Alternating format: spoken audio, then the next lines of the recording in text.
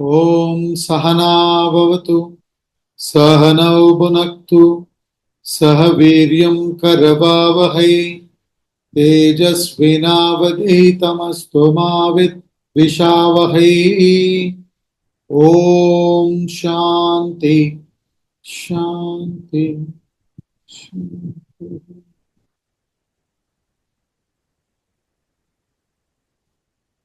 We shall chant Srimad Bhagavad Gita, chapter 14, verses 6 to 10. तत्र सत्त्वं निर्मलत्वात् प्रकाशकमनामयम् सुखसङ्गेन बध्नाति ज्ञानसङ्गेन चानघ रजोरागात्मकं विद्धि तृष्णासङ्गसमुद्भवम् तन्निबध्नाति कौन्तेय कर्मसङ्गेन देहिनम् तमस्त्वज्ञानजं विद्धि मोहनं सर्वदेहिनां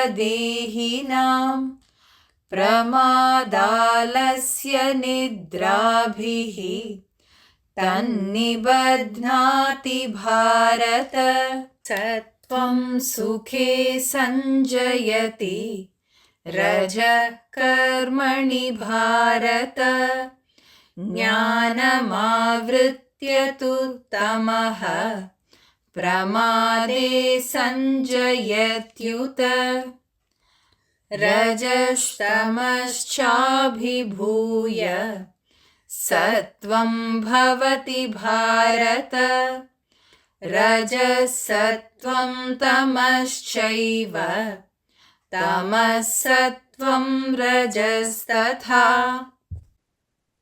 In this chapter, Gunatraya Vibhaga Yoga, the yoga of distinction between three gunas.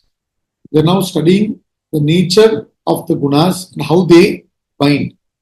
What is the nature of Satva? What is the nature of Rajas? What is the nature of Tamas? And how do they bind the individual? So he said, Satva binds the individual to happiness, to knowledge. Rajas binds the individual to activity, because Rajas is nothing but thirst, craving for what you do not have and getting attached to what you have. So this is Rajas, and you therefore start acting to acquire what you crave. So that is how Rajas binds you, he says. Then how does Tamas bind the individual? He says through heedlessness, through indolence, and through sleep. Satva, we have seen, is the calm, serene, balanced mind. Rajas is passionate, result-oriented, desire-driven mind, greedy mind. Tamas is lazy, lethargic, indolent mind. So he says, Satva binds you. Satva also binds. But Satva binds you to knowledge and happiness. And Rajas binds you to activity. Tamas binds you to heedlessness. Heedless to consequence. See, Tamas means being in delusion. Isn't it? Tamas means being in delusion. Not knowing what is right, what is wrong. Being totally deluded and confused. You do not know what is your obligation and what is not your obligation. What is your real nature, Swadharma? What is your duty? What is your inner nature? Accordingly, what are you inclined in life? What kind of field of activity would you be moving towards? You don't know. So you are confused about your Swadharma. What is my duty? What am I supposed to do? And there is confusion about fear. What ought to be feared, what ought not to be feared. You're not clear about your goals. What are your goals? And what are the means to achieve that goal? So in both the goal and the means, there's confusion. So in every aspect, there is total delusion. So therefore, what happens is you remain inactive, heedless to the consequence, because when you neglect what you ought to do, there's a consequence. See, for both the omissions and commissions, we have to pay. Omitting what we ought to do, committing what we ought not to do. For both, we have to pay. You understand? That's how karma works. You cannot escape. You have to pay for both omissions and commissions. If you do what you ought not to do, you will have to pay for it. If you don't do what you ought to do, you have to pay for it. So therefore, in Tamas, a person is in utter confusion. So he doesn't understand that these are my obligatory duties. So he is heedless to the consequence. That's what he's saying. Tamas binds you to pramada, means heedlessness, absolute heedlessness. And he gives himself to indolence. A tamasic person gives himself to indolence, alasya. There's lack of enthusiasm to do anything, not having enough motivation to do things, and being in sleep, nidra. Nidra not at night when you have to sleep. During the daytime, while you need to do your obligatory duty. So, this is tamas. This is how Satva binds, this is how Rajas binds, this is how Tamas binds is this. We've done up to verse number 8. So, in 9, he is saying the same thing, he is summarizing. That's all. 9 is saying the same thing, but he's just summarizing what we have seen so far. Let's get on to sloka number 9. Satvam sukhe sanjayati Raja karmani bharata Jnanamavritya tu tamaha Pramade sanjayatyuta. Satva attaches to happiness. Satvam sukhe sanjayati.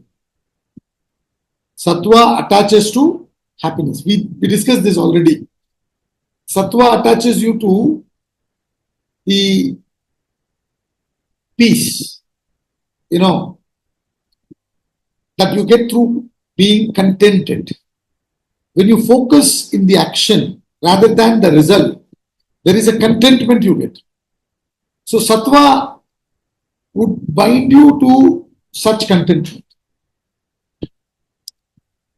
So when he says Satva will bind you to knowledge, there is this interest to know the higher truth. So you want to constantly seek something higher that will promote your growth. That's what he means by saying Satva attaches to happiness. Earlier he said Satva attaches to happiness, and knowledge here is just mentioning happiness. Because real happiness is real knowledge. When you reach the highest truth, which is your original self, when you know thyself, you reach that supreme happiness. So Satva attaches you to pursue that higher aspect in life. When you are sattvic, So he says that is how Satva attaches. Then he says Rajas to action. A person who is predominantly Rajasic would be constantly attached to fulfilling desires. Going on doing something or the other, go to fulfill the desires. The more he fulfills, the more he craves. And he continues, and 7 days in a week is not enough for that person. Not that he's dynamic. That person is functioning like a chicken without it. Absolutely discontented with it. So he says Satva attaches to happiness, Rajas to action. O Bharata, O Arjuna, you belong to this country, Bharat, which revels in the light of consciousness. If there is something that this country has contributed to the world, It is this knowledge of the self. So he says, "Oh Bharata, you are descendant of this nation. You should be actually increasing sattva." We have seen already, when you increase sattva to maximum 100% sattva, alone cannot exist. Go beyond sattva. You become guna atita. You cross the gunas and you realize the self, which is beyond gunas. And then he says, while tamas indeed having veiled knowledge attaches to heedlessness. So he says, tamas is something that is born out of the veiling power of the Maya. You know, Maya has two powers, Avarna Shakti and Vikshepa Shakti. So from Avarna Shakti of the Maya, the Tamas emerges and it covers your wisdom. It covers your thinking. You are not able to discriminate thereafter. Like we mentioned, right from the wrong, duty from what is not your duty. So all that you're confused. What is true happiness? What is false happiness? You're confused. And it attaches to pramada, means heedlessness. You know, it prevents you from doing what you ought to do. And it is heedless to the consequence that comes out of it. Absolutely no idea. The person is in tamas, that's how the person functions. See, when you're in delusion, you may be doing things which is against you, but thinking that it is bringing you joy, like smoking. George Bernard Shaw says, he beautifully defines cigarette. He says, cigarette is nothing but little tobacco rolled in a piece of paper, fire at one end and a fool at the other. He is lighting the cigarette and he is smoking. He is inhaling and exhaling. And as if, when you look at the fellow, as if he is in some seventh heaven. But actually what he is doing is he is setting himself on fire. This is called delusion. Doing what is detrimental to you, thinking that you are in seventh heaven. This is called tamas. So that's what he is saying. It attaches to heedless to consequence. What comes out of it? Procrastination, etc. So this is Satva, Rajas and Tamas, and this is how they bind you. So now, it is not that all of us have only one quality predominating over the other. Majority of the time, maybe one quality predominating over the other. But there are times when a particular quality predominates over the other. So all this he discusses in the next few shlokas. Let's get on to shloka number 10. Rajashtamaschabhibhuya Satvam bhavati bharata Rajasatvam tamaschaiva Tamasatvam rajastatha. Satva rises having predominated over Rajas and Tamas, O Bharata, O Arjuna, and Rajas over Satva and Tamas.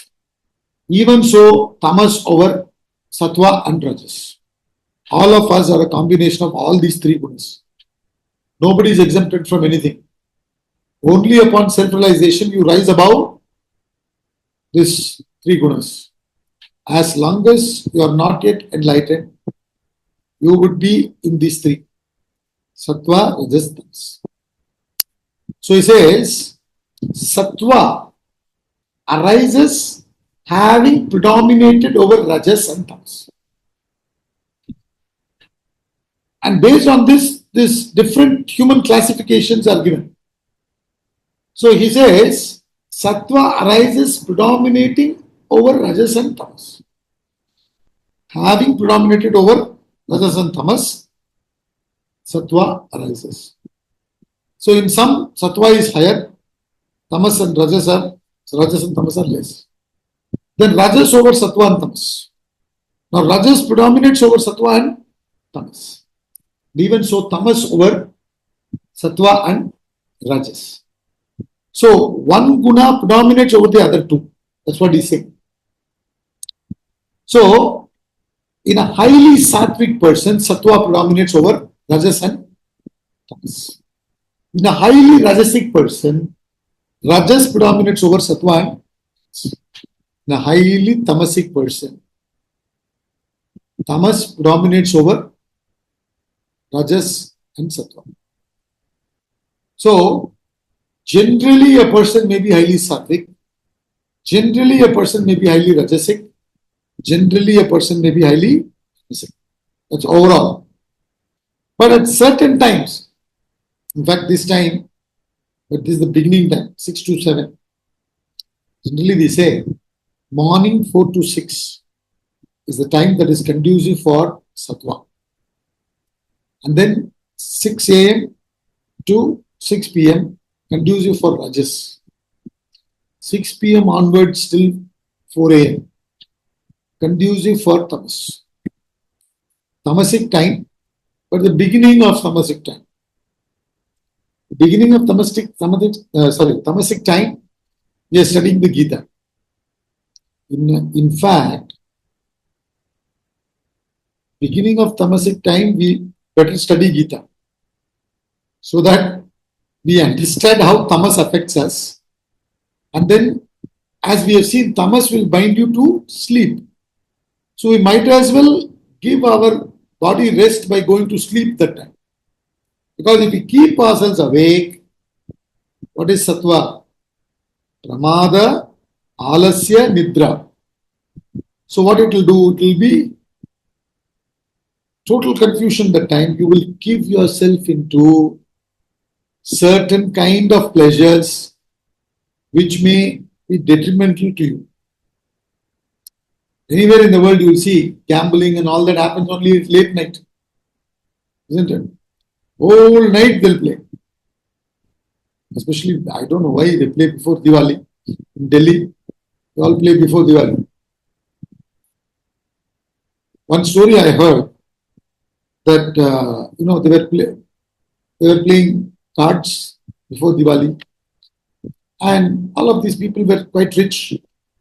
So, one fellow had put his Mercedes Benz as stake. No.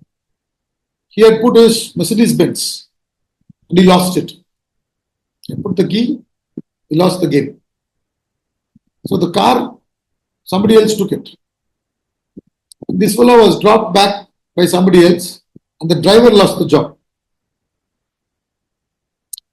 This is how tamasic a person can be. So he says Sattva predominates over Tamas and Rajas. Rajas predominates over Sattva and Tamas. Tamas predominates over Sattva and Rajas. And based on this, you have different characters. Because if you are highly sattvic, you will be functioning differently because you will have clarity of thought. You understand how the person is behaving like this, is understanding a benefactor to be a malefactor. Because the fellow is caught up in tamas. Unless a person is caught up in tamas, why would he consider a benefactor to be malefactor? Macbeth murdered Duncan. When he murdered Duncan, Shakespeare says Macbeth murdered sleep. He killed his own sleep. He lost peace thereafter. Duncan is a benefactor. He killed him. A lot of times we do this. So, because we are completely in tamas. So, you won't be able to think clearly, precisely. But when you are in sattva, you will be able to think. You will know what is right, what is wrong. In fact, generally we say as you evolve spiritually, you will be fearless. That's true. Real spirituality is you will be free from fear. Fear in the sense you're not anxious of the result. You understand how prarabdha and purushartha works. Once you understand that, you will accept your prarabdha. But you will always understand that you have purushartha, and with confidence you will go about exerting your effort.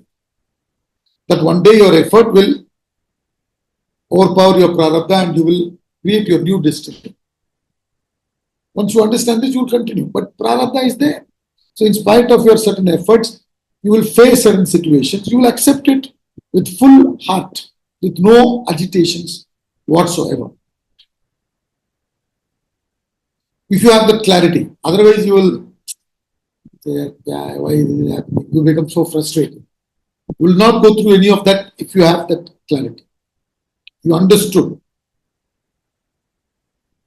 Now, in fact, in our Saturday class, we are now right now in that use and abuse of religion. Next chapter is law of causation. Now, the next few chapters, the whole portion, now we are in part C of Vedanta treatise book. It is nothing but Vedanta. It is nothing but Upanishad. Starts with law of causation. So now it's all subtle philosophy that we'll be discussing. So it will talk about prarabdha, it will talk about purushartha. If you understand that clearly, how it helps you is, you'll be able to accept your prarabdha. And you will also see the potential purushartha in you, and you continue putting in that effort. That brings a certain amount of peace, happiness, contentment. You are contented in the present and you strive hard in the present and shape your new future. This is how a person who's truly spiritual functions. So you won't be fearful at all. There's no fear. But at the same time, a sattvic person, we say, fears what ought to be feared. And he doesn't fear what ought not to be feared. So what ought to be feared is procrastination. What ought not to be feared is result, because the law functions. So a sattvic person also has fear, in the sense he doesn't have the fear like you and me have. He is clear in his head. Therefore, there is fear about falling into tamas. Fear about not doing your obligation or doing something that you're not supposed to. Fear about doing things without properly thinking, questioning, analyzing. That fear is there. I haven't spent enough time, so I don't know whether I am supposed to do this. Somebody calls you, say, you just press one button. Whatever number comes, accordingly you will be given some gift. They're tempting you by telling you that you will get something free. Majority of us will fall for it. The word free freezes us. We become completely frozen. But you have to just say free. That's it. The moment somebody says free, we get frozen.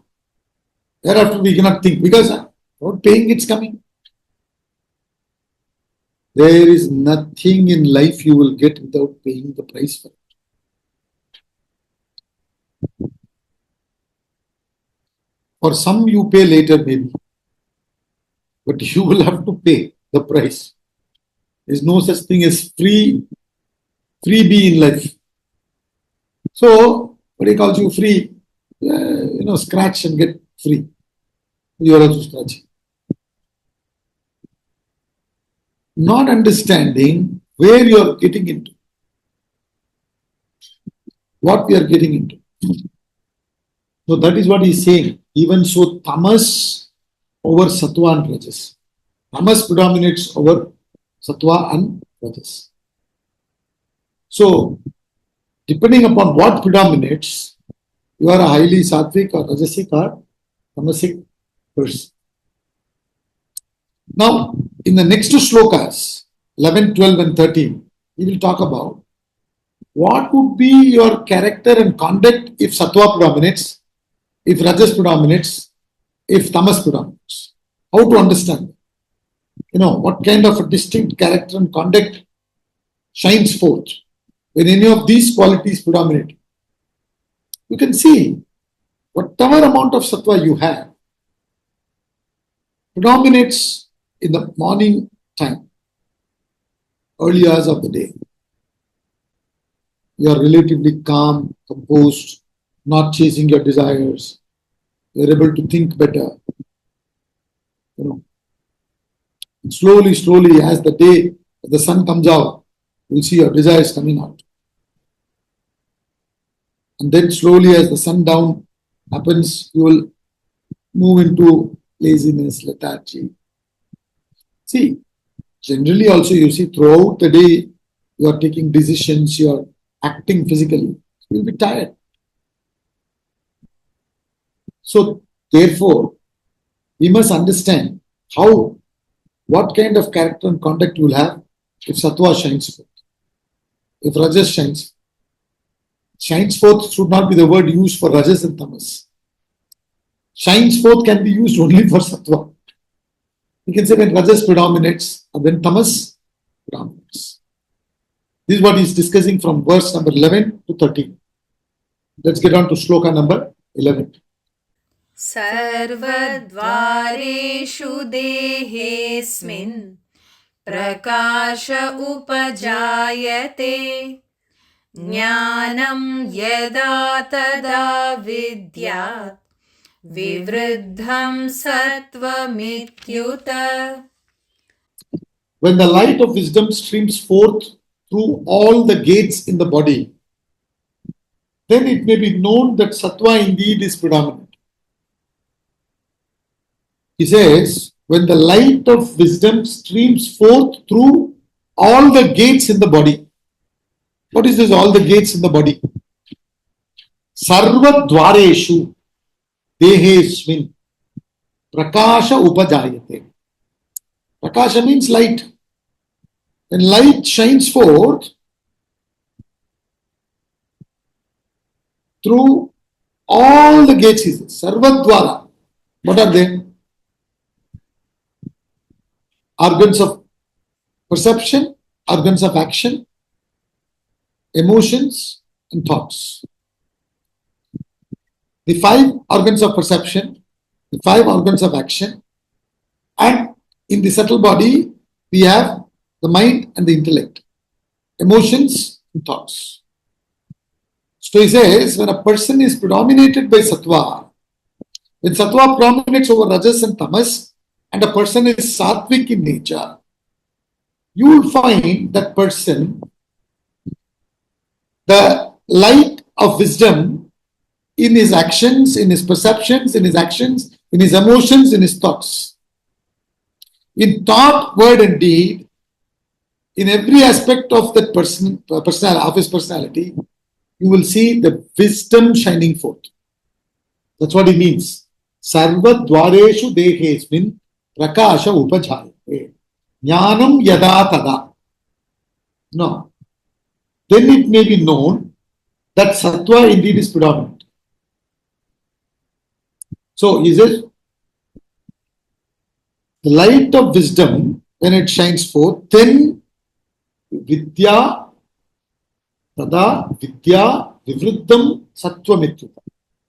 Then it may be known that sattva indeed is predominant.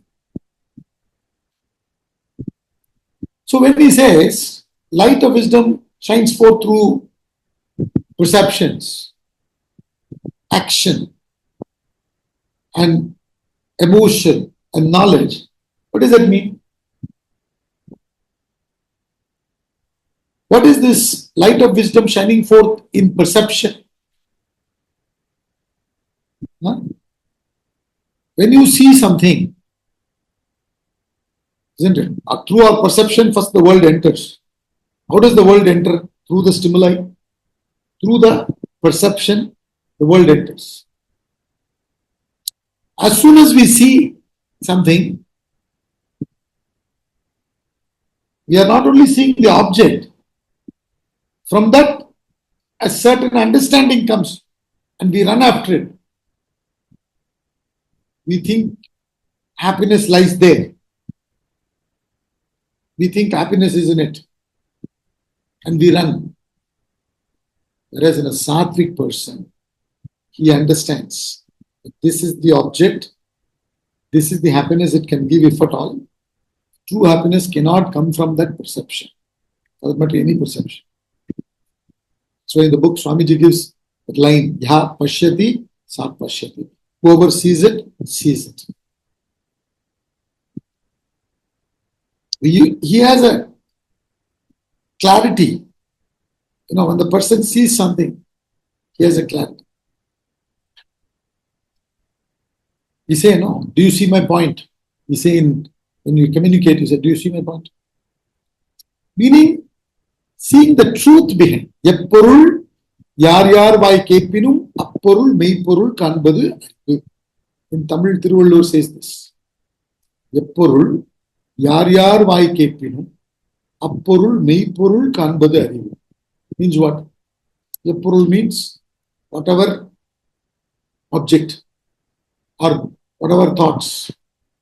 You may listen from anybody, whoever, yar yar vai kepinum. Whoever may be saying anything, whatever thoughts it may be, apporul, meipporul kanbadari. Knowledge, wisdom is to see the truth behind that statement. What is the real meaning behind that statement? That you need clarity, a discriminating ability. You understand? What kind of joy it will produce, how it will make you get addicted, how it will bind you, how it will get distract, how it will distract you, why you should keep away from that. You should know. See, in the second chapter, which we are doing on Sundays, we are in the portion, Satva Prajna, where he is talking about the importance of sense control, mind control. Later on in the fourth chapter, when he talks about 12 yajnas, there also he speaks all this. It is important to know what I should contact. It is important to know what I should not.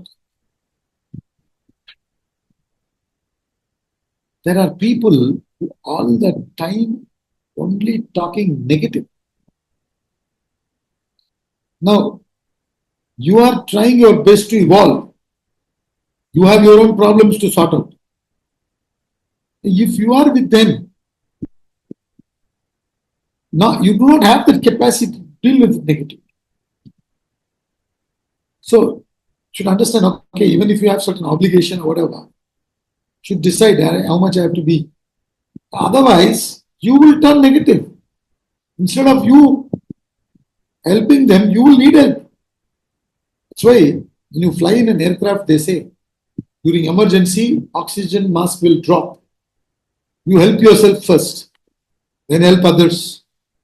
So first you need to be strong from within. So you need to have that clarity about the sense perceptions. You cannot say anything I can allow. All kinds of senses can come. You just simply allow and then you won't be able to do any of your sadhana.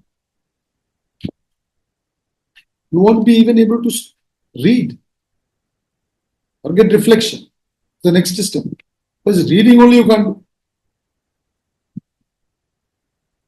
So therefore, there is clarity in your perceptions. Firstly, how is this helpful for me to evolve? Is this not conducive or conducive for my evolution? That clarity has to be there. Then the real perception behind the object that is perceived. That any amount of joy that may come through this object or any object is only temporary, they are not true happiness. That clarity. So you should have that depth in your perception. That's what he's explaining.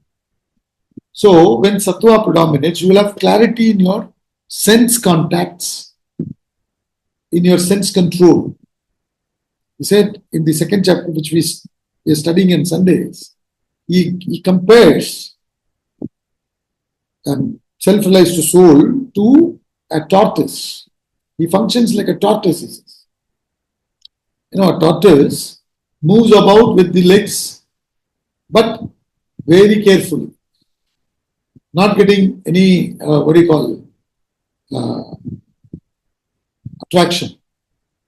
Moves about, any danger, quickly withdraws all the limbs under the shell. Similarly, you should understand, okay, these are all perceptions which are danger for my evolution. They'll agitate me. So I have to be careful. Quickly withdraw. This is called clarity in perception. You need to have that. Till you become absolutely evolved, you need that protection. Otherwise, it's a big problem. So therefore, he says, he will have light of wisdom shining forth in the senses. Then, when you come to action, light of wisdom shining forth in action means what? See, when tamas and rajas is there, how will you, tamas first of all will take you away from action. Rajas will take you to action which is result oriented. So therefore, clarity in action means what?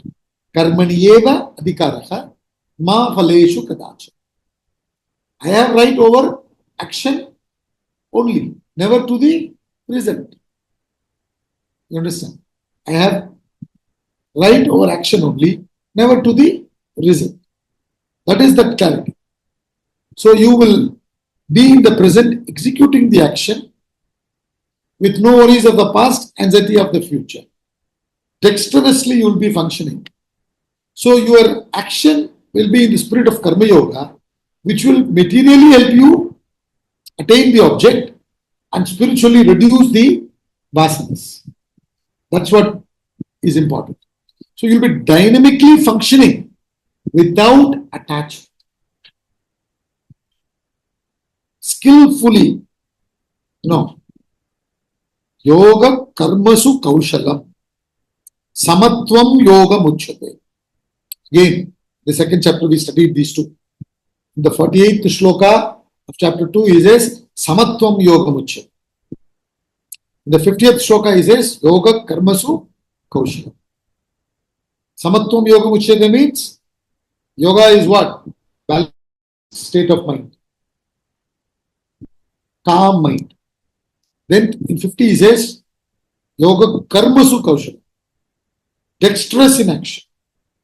Both has to come together. You have clarity, you have wisdom, you will be dynamically functioning physically, but mentally you will be at peace. This is what Swami Ramtita calls as intense work is rest. Intense work is rest means you are intensely working in the present because you are not attached to the result. You are doing it because you love doing it. You understand that it's your obligation. And you're doing it with love, with clear planning for the future and learning from the past, with no worries of the past and anxieties of the future, and no excitement in the present. You go about doing the action with no attachment to the result. So you're dexterous, dynamically working, mentally peaceful. This is what Swami Ramtita calls as intense work is rest. So this wisdom in your action. Action underlined by knowledge that burns the vasanas. It doesn't multiply the vasanas. It destroys the vasanas. That is how a sattvic person functions. When he says, light of wisdom streams forth through all the gates, you should know in your action. Enni tuniga karumam tunindapin ennuvam enbadu idukku. Again, Thiruvalluvar in Thirukkural says, Enni tuniga karumam. Think and then start the action. Tunindapin ennuvam enbadu idukku. Start and then think later on, He says that is madness. Majority of us do like that. Everybody is doing. How can so many people be wrong? Everybody is doing. Whole world is doing. If I do, it will become wrong or what? Let me do. We all function in that herd instinct. We think the majority does it, has to be correct. You do that. See, every time you travel, sometimes on the road, you're driving, you see that there is some problem, there is some traffic jam ahead. So this road is blocked, cannot go further. To wait till it clears. But all the fellows start going in the opposite direction. Sometimes you get tempted. Maybe you'll have to reverse and go that side. If you just keep quiet and be there, not supposed to do that. If you go that side, how will those fellows go? So if you have a helicopter vision later on, you will see there is block on both sides. You just don't see. You are only seeing the block here. Other fellows are going very comfortably. You feel so. But after a kilometer or a half a kilometer, you will see they are also stuck. And now it will be chaos. Each one will have to walk over the other, walk on top of the other. This chaos happens every day in Delhi, I see. Not just Delhi, everywhere. Chennai, Delhi, whichever city you go, you see this madness. If you have that clarity of thought, why will you won't do that? Madness. So the dexterity in action, skill in action, you become dexterous in the sense you do action without getting caught. That is called dexterity. Bhimanyu got caught. He only knew how to enter. We are like that. We get caught every decision of ours. We get caught. The world is constantly tempting. This is free, you get caught in it. Loan. Very little interest. You get caught. This is what they're doing nowadays. They keep calling you. The phone. Something or the other. So many people. You will be surprised. Some of them whom I know are like highly qualified. Highly qualified. Meaning PhD maybe. And not from, they are from very good university, PhD. They have got tempted. Some of the best engineering institutions somebody has studied. I know that person personally. Some mail came to that fellow. And he had actually started communicating with them. And luckily, he happened to attend our sessions, classes. He contacted me for something and brought this up. I'm just telling you, I've been selected for some award. I've not made this public to anybody. I said, what award? Oh, this conversation is going on in the mail. Don't get into this trap, I told him. Because he was, and he's a highly qualified engineer. Everybody has some weaknesses for name, fame, power, position, family, status, money. That is the weak point. Like Swamiji says, the strength of a chain is its weakest link. That if they touch, you are finished. So that daksha, that clarity is there. Do the action, must achieve the result, not get caught, not get entangled. You cannot get entangled in somebody else's karma. You have to help them. See, we have to help everybody as much as possible. Understand? But everybody, each one has to face their life according to their karma. Having understood that everybody is suffering or enjoying their life according to their karma, you still do whatever you have to do to help people. But you cannot get entangled in their karma. You go to help them and then you get lost in that karma. You have your own problem to sort out. So that's what he's saying, that light of wisdom streams forth through the action. It is my obligation. It is not my obligation. I remember many years ago, when Swamiji was with us in Delhi, a phone call came from Mumbai. Somebody, who's working for the institute.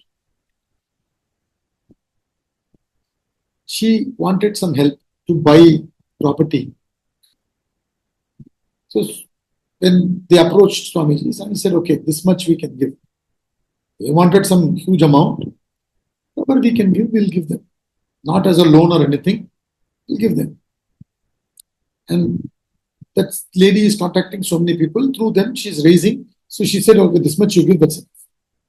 And when he was in Delhi, suddenly a phone call is coming and saying that lady contacted, says, 2-3 people who promised, they backed out. So she's now short of so much funds.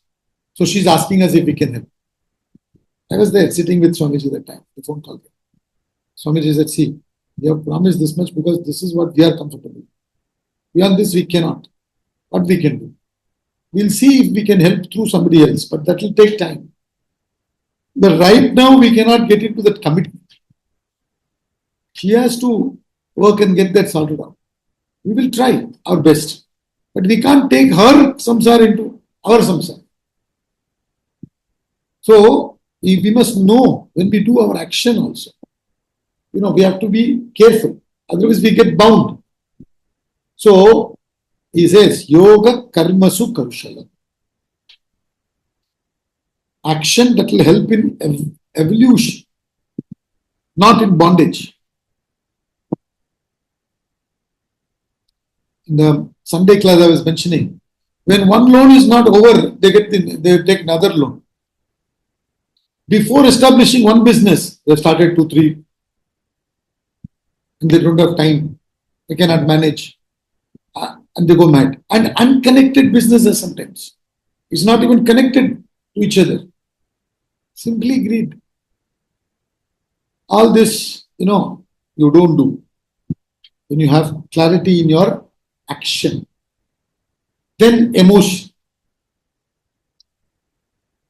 Your emotions should be your pillar of strength, not weakness. A lot of us suffer from pity rather than compassion. We should have compassion, not pity. Pity has a tinge of ego in it. Compassion is absolutely free from the ego. It is underlined by knowledge, wisdom. So, you should purify your emotions. If you have pure emotions, you will be kind, you will be compassionate, you will be loving, caring, sharing, you will be non-violent. All this will be there, but none of this, you will be grateful, gratitude will be there. But none of this will be a stumbling block. All this will be a stepping stone in your life. People become emotional. When you become emotional, you get involved in this, lacking purity there. You'll make that as a stumbling block. Your own ahimsa works against you. Shakespeare says you ought to be sometimes cruel only to be kind. Sometimes, not always. Some situation, you have to be cruel only to be kind. You're cruel in the present, but for their good. They may not understand it. You cannot expect them to understand all that. Sometimes the doctor is strict with the patient. You cannot say, okay, it's paining, leave it. This is nothing doing, you have to take it. So what kind of a doctor is this guy here? You may be wondering like that. But he's actually for your good doing that. So therefore, pure emotions with no confusions shrouding your emotions. That's why, your intellect keeps your emotions under control. You don't come under the control of your emotions. So that is at the emotional level. Then at the intellectual level, you are very clear. What is my swadharma? What is my duty? What is not my duty? This is not my nature. Why should I get into it unnecessarily? Just because there is some lots of money in it. He says, no, Shreyan Swadharme Vigunaha Adharmo Swanushtita. Swadharme Nidanam Shreya Adharmo Bhayavaha. Verse number 35, chapter 3 of the Bhagavad Gita, he mentions Shreyan Swadharmo Vigunaha Adharma Swanushtita. It is better to die in Swadharma than practicing Paradharma. Paradharma means alienage. Swadharme Nidanam Shreya means better to die. Shreyan Swadharmo Vignaha. Better to choose Swadharma even if it has some faults in it. Swadharme Nidanam Shreya. Better to die in Swadharma. Aradharmo Bhayavaha. So, what is the field to be chosen? What is the field that ought not to be chosen? And within the field, what is pravritti, what is nivritti? What am I supposed to do, what am I not supposed to do? You should know that. And what is the goal? What is the immediate result? I should have that clarity. Then what are the means to achieve that? So I should understand all this clarity at the intellectual level. Then finally, you should have that clarity that my real goal is self-realization. That is at the intellectual level. Ultimately speaking, right now, from the relative point of view, my goal is self-development. You forget temporarily self-realization and all that. Enlightenment, Allah, bhul jao. Abhi socho mat. It's far-fetched goal for all of us. So, self-development. Then, at the same time, you understand, ultimately, my goal is get back to the self. That's my goal. But for that, I need to have self-control, sense control, and mind control. So I must understand that. Pravritti, nivritti means what ought to be done, what ought not to be done. You have to be clear. People are confused about renunciation. In fact, in today's world, majority of the people are working to retire early. When in Vedanta we say there is no retirement. Swamiji doesn't like the word retirement. Doesn't mean that he's asking us to be workaholics. You understand the concept of Vedanta correctly. You'll be dynamic, at the same time you'll be peaceful. So, what ought to be renounced? When he talks about renunciation in the Gita, he uses the word doing. He never uses the word giving up.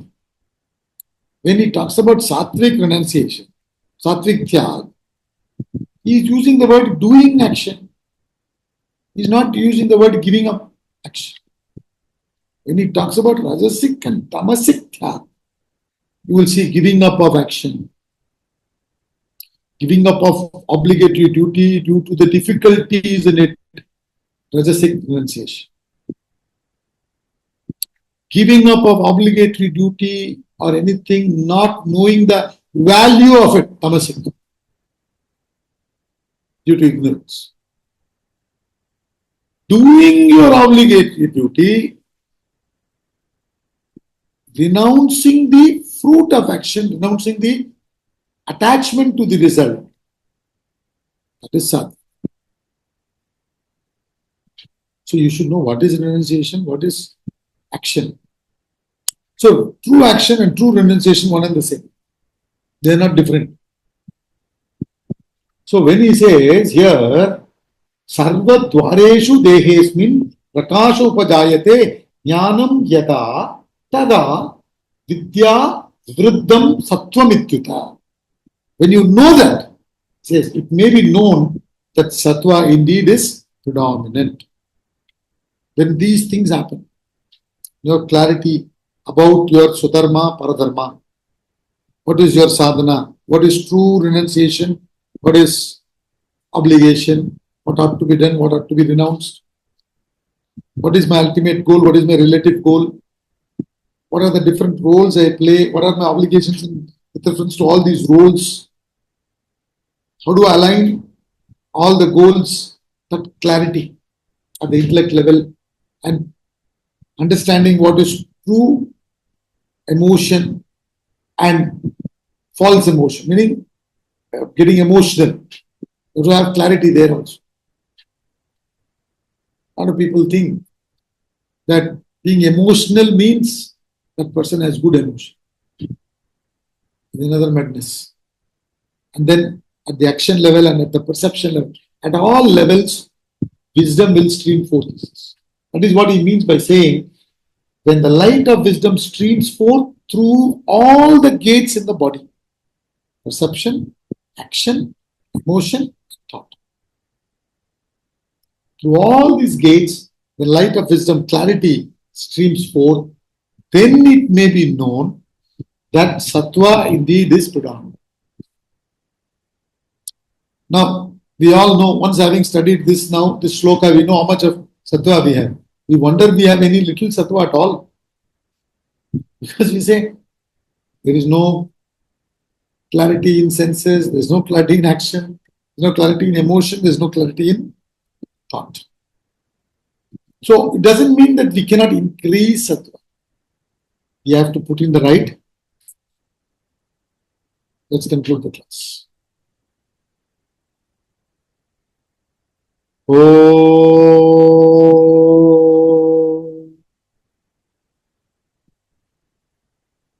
Om Purnamada Purnamidam Purnat Purnamudachyate Purnasya Purnamadaya Purnameva Vashishyate. Om Shanti Shanti.